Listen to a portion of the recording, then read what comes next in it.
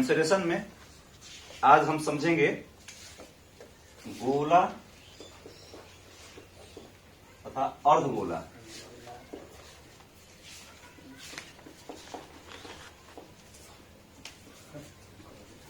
इसमें मुख्यतः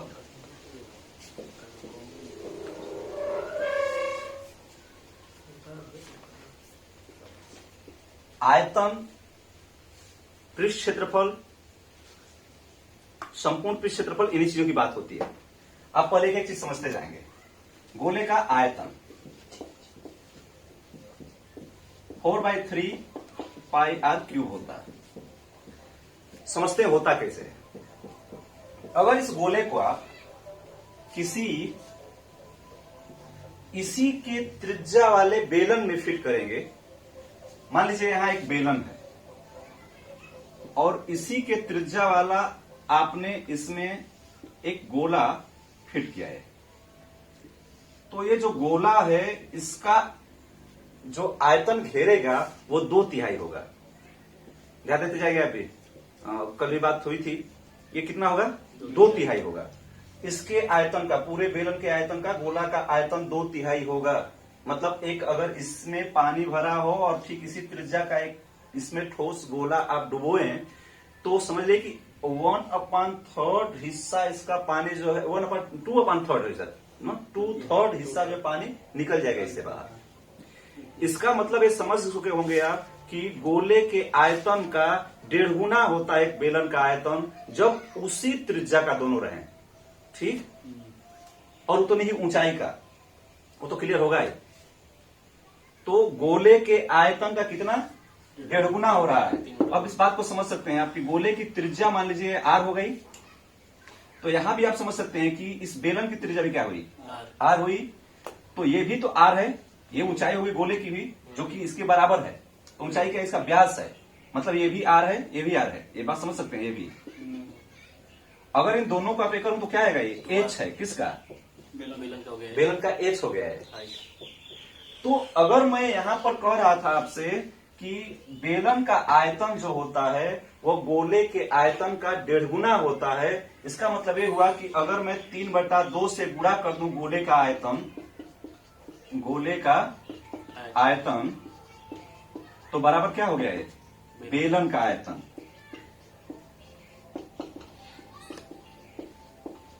ठीक है। अब जो बेलन का आयतन का सूत्र है उसको लिख दीजिए आप।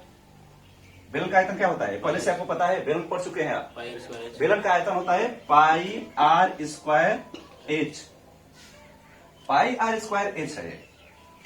अगर इसको आप ले जाते हैं उधर, तो पुनः ये क्या होगा? इधर जाके गुणा हो जाएगा। मतलब 2/3 फिर पाई आर का स्क्वायर गुणे 2r। क्यों? एच के जगह पर 2r लिख दिया है। एक आर और आर तो है बराबर क्या बन गया? यहाँ 2 2 4 4/3 हो गया पाई, और आर का क्या हो गया? क्यूब हो गया। ये दोनों जोड़ करके हो गए। ये गोले का आयतन 4/3 पाई आर क्यूब क्यों होता है, इस बात को अभी इसके जरिए आपने समझा। बहुत बार काम आता है इस तरह से। अगर आप गोले के पृष्ठ क्षेत्रफल की बात करें, इसको मिटा दे रहा हूं। गोले का पृष्ठ क्षेत्रफल या गोले का संपूर्ण पृष्ठ का क्षेत्रफल भी कहते हैं। इसको आयतन को यहां पर लिख दे रहा हूं, 4/3 पाई आर क्यूब हो गया। और गोले का पृष्ठ क्षेत्रफल, या यहां पर वक्र लिख दे रहा हूं, वक्र पृष्ठ का क्षेत्रफल भी। गोले का पृष्ठ क्षेत्रफल कहें या वक्र पृष्ठ का क्षेत्रफल कहें, बात एक ही है। क्यों? क्योंकि संपूर्ण गोला जो है उसका जो सतह है वो क्या है? वक्र है। संपूर्ण गोले की पूरी सतह वक्र है, इसलिए गोले का संपूर्ण पृष्ठ का क्षेत्रफल कहें या वक्र पृष्ठ का क्षेत्रफल कहें, एक ही बराबर होता है। क्या होता है?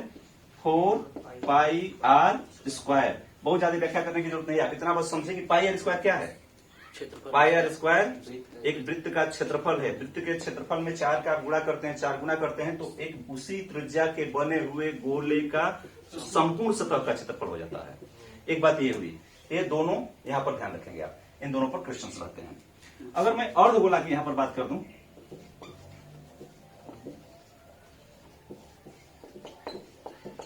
अर्धगोला में मुख्यतः तीन चीजें पूछता है। इसका आयतन, कोई दिक्कत नहीं है। अर्धगोला का मतलब क्या हो गया, यहां अगर मैं अर्धगोला बनाऊं तो आप ऐसे भी कर सकते हैं और ऊपर की तरफ कर सकते हैं, ये हो गया, या आप ऐसे कर देंगे तो ये कटोरा हो गया, कोई दिक्कत नहीं इसमें। तो ये जो देख रहे हैं अर्धगोला, ये इस गोले का अगर आधा भाग है तो इसका आयतन क्या होगा, इसका आधा होगा। इसलिए अर्धगोले का आयतन मैं लिखूं तो कितना हो जाएगा ये, ठीक है, 2/3 पाई आर क्यूब, क्योंकि ये 4/3 पाई आर क्यूब था। अगर आधा का निकालना है तो 2 से मैं भागा करूंगा, तो भाग करूंगा तो कट ही गया, क्या हो गया, 200 पाई आर क्यूब हो गया, यहां पर ये हो गया। अब इसका दो सतह है, इसकी ये जो सतह है ये वक्र है, ये जो सतह है क्या है, वक्र है। और अगर पूरा मैं कहता तो इसमें एक वृत्त जुड़ा हुआ है, लेकिन अगर मैं वक्र पृष्ठ का क्षेत्रफल कहूं इसका, तो सिर्फ वक्र वाले का क्षेत्रफल आपको बताना है, जो कि ये है, कितना हो जाएगा ये, 2 पाई आर स्क्वायर, क्योंकि संपूर्ण सतह का जब इसका क्षेत्रफल निकाल रहे थे तो कितना था, 4 पाई आर स्क्वायर, तो यहां पर हो जाएगा 2 पाई आर स्क्वायर, क्योंकि आधे की आप वक्र सतह का क्षेत्रफल निकाल रहे हैं। लेकिन इसी अर्धगोले के संपूर्ण पृष्ठ का क्षेत्रफल अगर आप निकालें, संपूर्ण पृष्ठ का, तो इसमें क्या आपको बच गया था वक्र पृष्ठ में, जो जोड़ेंगे तो संपूर्ण पृष्ठ हो जाएगा, ये जो था वृत्त। अगर आप वृत्त जोड़ दें तो इसका है 2 pi r square plus pi r square आपको जोड़ना पड़ेगा। 2 पाई आर स्क्वायर इसके वक्र सतह का हो गया, और पाई आर स्क्वायर इसका ये जो वृत्त है उसका क्षेत्रफल हो गया। दोनों जोड़ दिया गया तो बराबर क्या हो गया, 3 pi r square, 3 pi r square हो गया, इसलिए ये हो गया 3 पाई आर स्क्वायर। एक बात यहां भी ध्यान रखेंगे कि ये क्षेत्रफल जो है वर्ग में होता है, वर्ग है उसका मात्रक, जबकि आयतन का मात्रक क्यूब होता है, घन होता है। ये भी क्वेश्चंस को लगाने में बहुत मदद करता है, याद रखना चाहिए। अब आते हैं दोनों पर कुछ क्वेश्चंस हल करते हैं, देखते हैं कुछ। मान लीजिए गोले की त्रिज्या 21 है, तो उसका आयतन बताइए। मान लीजिए 82 है, 21, गोले का व्यास d अगर 21 है, तो आप इसका आयतन बताइए तथा संपूर्ण पृष्ठ का क्षेत्रफल भी बताइए, दोनों चीज बताइए जल्दी से। आप तैयार रहिएगा आंसर लगा करके। आप देखते हैं गोले का आयतन, सूत्र क्या है, 4/3, अभी जाए तो अभी थोड़ी रुकेगा, 4/3 पाई आर क्यूब, 4/3 पाई 22/7 आर का क्यूब, आर कितना कह रहे थे आप, ठीक है। अगर डी ये है तो आर क्या हो गया यहाँ, आर बराबर हो गया 21/2, आर क्यूब है मतलब 21 गुणे 21 गुणे 21 बटा में 8, 2 का क्यूब हो जाएगा 8 हो जाएगा। ये आपका आंसर आएगा, कितना आएगा ये, 4851। सामान्य सवाल है, बस मान रख देना है, 4851, ये आपका आंसर हो गया। लगे तो इसको भी बताइए, ये भी पूछा गया था, संपूर्ण पृष्ठ का क्षेत्रफल। संपूर्ण पृष्ठ का क्षेत्रफल के लिए संपूर्ण पृष्ठ के क्षेत्रफल का सूत्र है आपके पास, क्या निकाल देना आपको, आप 4 पाई आर स्क्वायर। बस मान रखने वाले क्वेश्चन थे, इसमें कुछ नहीं करना है, सीधा मान रख देना है, 4 22/7 और 21/2 गुणे 21/2, ये कितना हो जा रहा है, 1386, ये हो जा रहा है। देखो सामान्य तरह के क्वेश्चन होते हैं, कुछ इसी में क्वेश्चंस ऐसे भी होते हैं जो टफ बनाए जाते हैं या उल्टा पूछा जाता है, उनको भी देखते हैं। जैसे एक वक्र पृष्ठ का क्षेत्रफल 2772 है, गोले के वक्र पृष्ठ का क्षेत्रफल दिया हुआ है, ये है 2772, 2772, इसकी त्रिज्या बता दीजिए। गोले का अर्धगोला कर दूं, ठीक है, इसको आप अर्धगोला का मान लीजिए, ध्यान रखेंगे आप, इसको आप अर्धगोला का मान लीजिए। अर्धगोले का क्षेत्रफल, दोनों को साथ में लेते चल रहा हूं, अर्धगोले का वक्र पृष्ठ का क्षेत्रफल, अगर 2772 है तो उसकी त्रिज्या कितनी आएगी बताना। देखते हैं। अर्धगोले के वक्र पृष्ठ का क्षेत्रफल क्या है? 2 pi r square. 2 pi r square. सूत्र तो एकदम याद रहना ही चाहिए, और जब तरीके आपको समझ में आ जाते हैं, आकृति आपको समझ में आ जाती है, तो सूत्र याद करने में कोई विशेष दिक्कत नहीं होती है, तब जबकि प्रैक्टिस में वो आते रहता है तब। 2 पाई आर स्क्वायर आपको निकालना है। 2 गुणे 22/7 गुणे 21 गुणे 21, यही था ना? 21 तो निकालना है, 27 सही दिया था। सही मतलब आंसर है आपका आया हुआ, सही है। 2 पाई आर स्क्वायर निकालना था। ये क्या है यहाँ पर? 27 इसका 2772 है। यहाँ पर आपको लिख देना है 2772। चलिए याद निकाल लेना है। यहाँ पर 21 आ रहा है, ये आपका आंसर। हल करेंगे, आगे देखते हैं कुछ। एक गोले का आयतन अगर 4851 है, 4851, तो उसकी त्रिज्या बता दीजिए। यही आया था पीछे, ठीक है, वही उल्टी बात हो गई। अच्छा, कुछ इसमें संबंध भी होते हैं। मान लीजिए अभी आप थोड़ी देर पहले पढ़ रहे थे एक बेलन में गोला, तो मान लीजिए एक ही त्रिज्या और ऊंचाई का एक बेलन है और एक गोला है, उनके आयतनों का क्या अनुपात होगा? एक ही त्रिज्या तथा ऊंचाई के एक बेलन और एक गोले के आयतनों का अनुपात, या एक बेलनाकार, ठीक है, बक्से में या बेलनाकार डब्बे में एक पूरा बड़ा से बड़ा रखा जा सकने वाला अगर गोला रखा जाता है तो उनके आयतनों का क्या अनुपात होगा?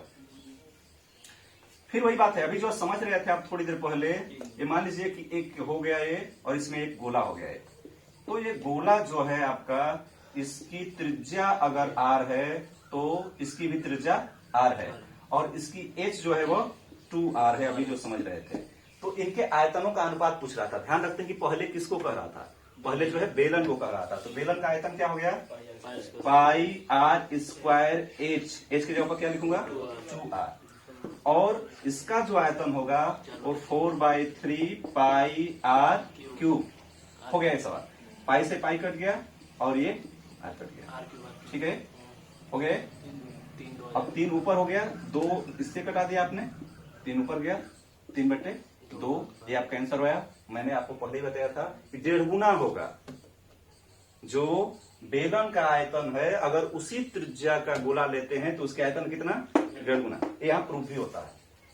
मान लीजिए का 2 सवाल है, जैसे एक गोला जो है एक घनाकार डब्बे में रखा गया है, मतलब एक घनाकार डब्बे में बड़ी से बड़ी रखे जा सकने वाली गेंद रखी गई है, तो उन दोनों के आयतनों का क्या अनुपात होगा? ध्यान रखेंगे आप, लगाते चाहें।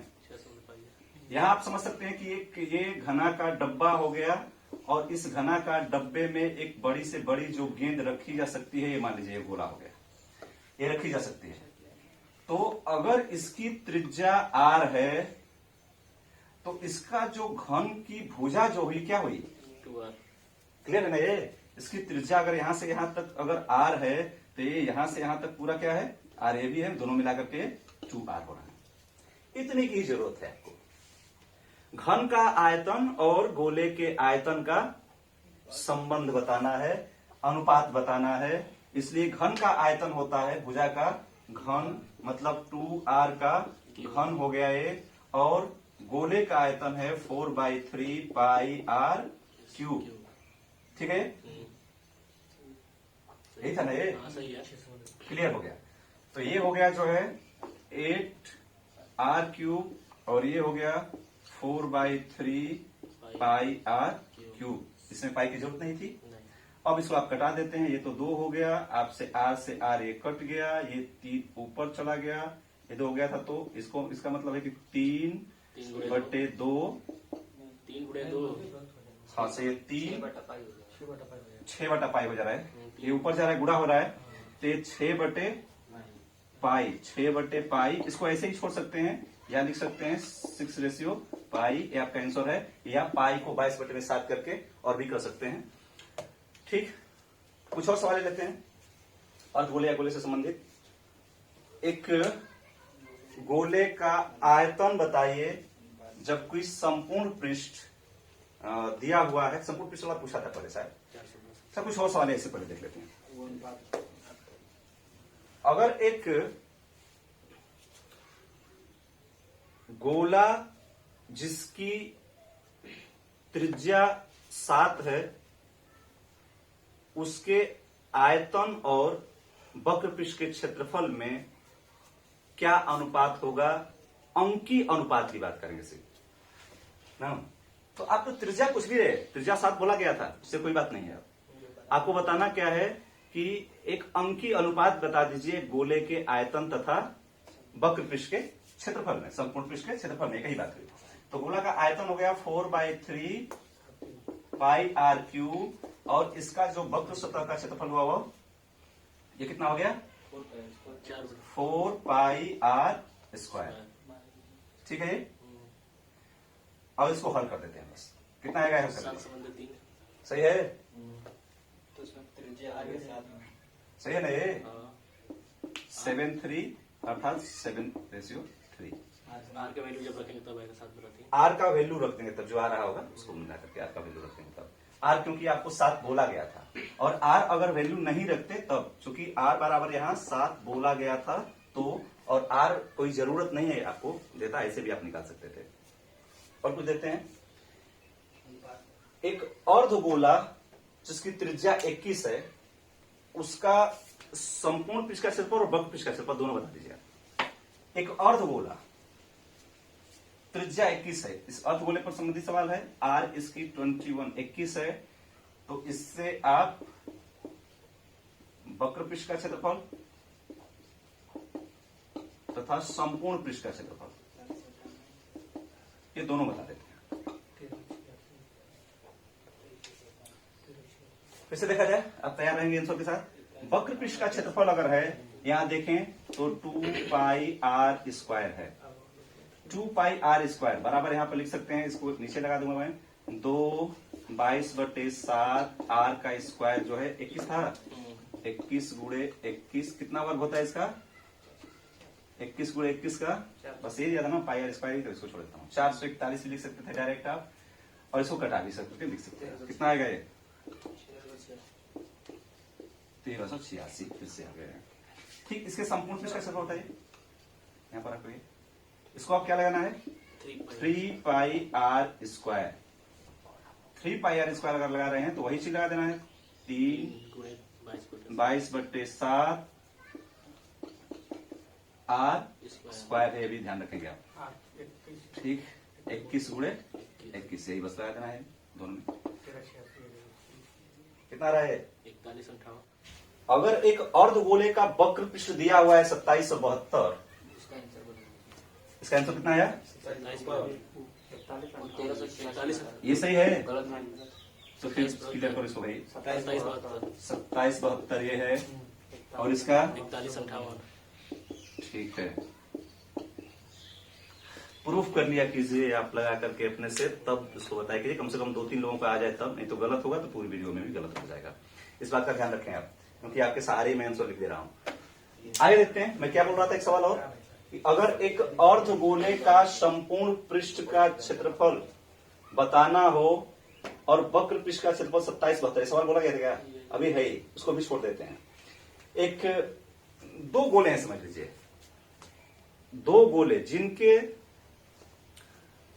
त्रिज्याओं का अनुपात 4 और 5 है। गोले हैं दोनों, ये गोला 1 हो गया, ये गोला 2 हो गया, और इनके त्रिज्याओं का अनुपात जो दिया है दोनों का, ये है 4 और 5।